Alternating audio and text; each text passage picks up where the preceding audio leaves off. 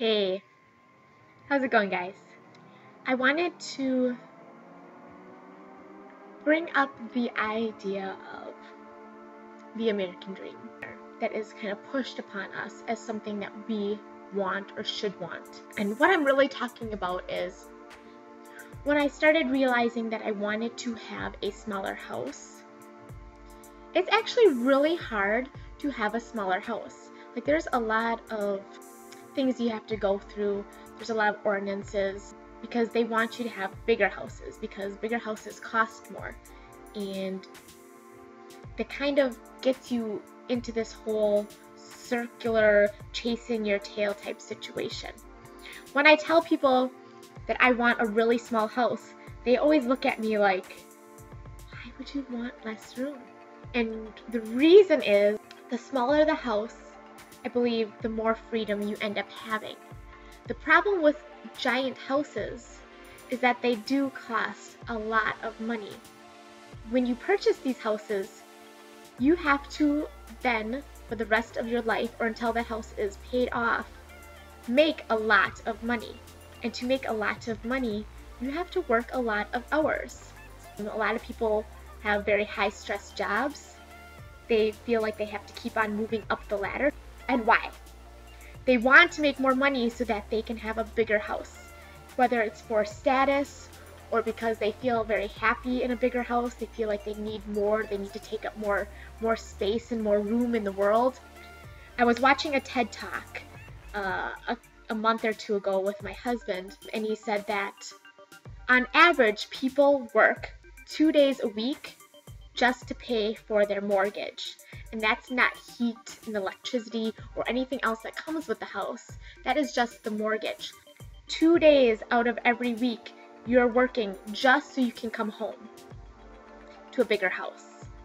And I mean, if you're coming home to this bigger house, are you even able to really enjoy the space if you have to work so much?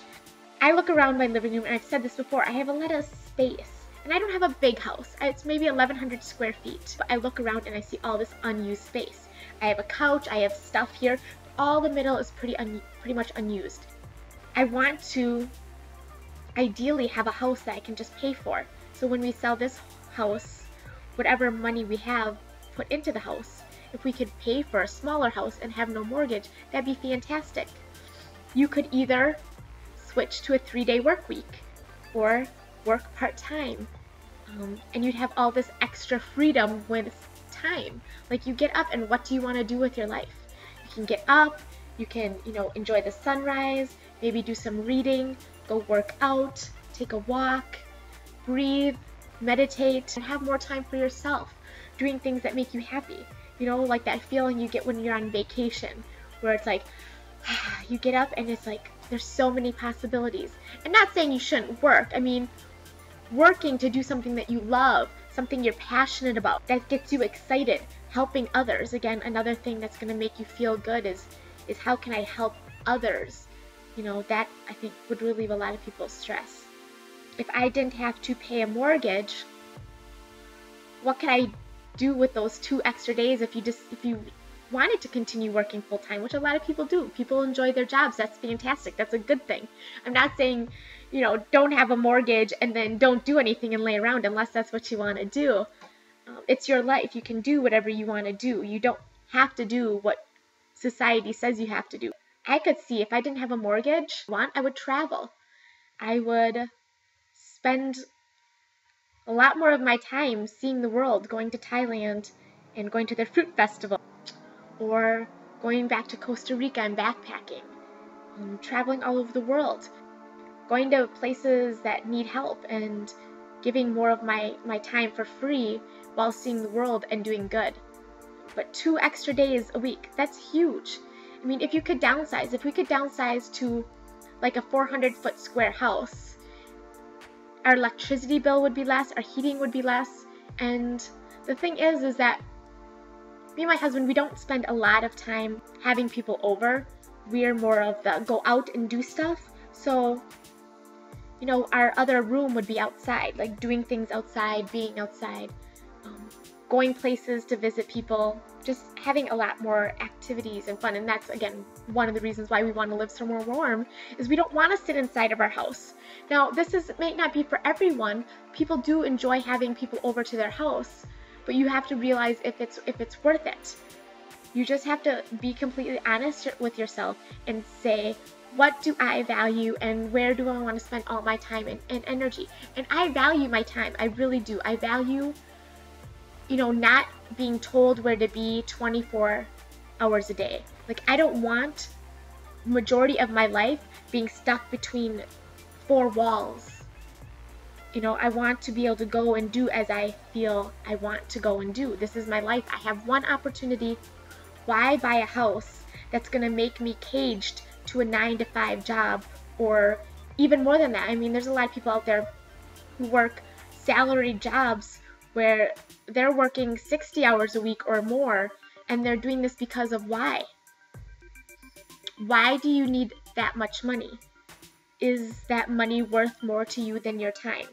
Time to spend with friends and family, to breathe, to travel, to just be quiet and still and not have anywhere to go or anything to do.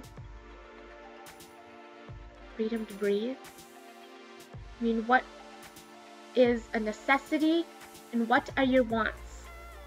And do your wants or trump your necessities?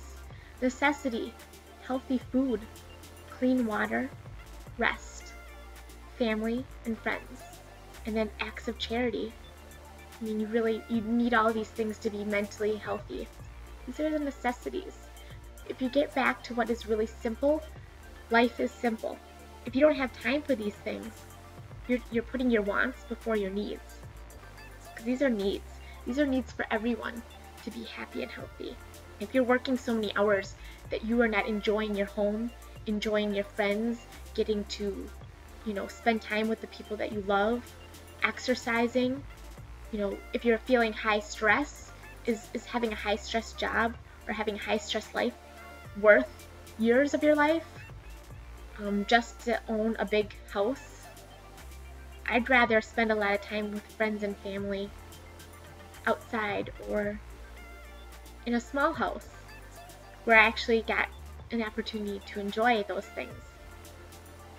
The American dream of having a really big house, it's making you work a lot, and it's not necessary to live, and it's definitely not necessary for happiness and contentment. The more I look into it, they're starting to come up with a lot of new ideas, like parking ramps turned into housing. In these big cities, there's going to be too many people to actually drive, so they're going to have these parking ramps that they are trying to turn into housing, small houses, so that they can reuse that infrastructure. And it makes sense to take up less room so more people can populate and also make it affordable. But a lot of places, they make you buy a big house because of resale value.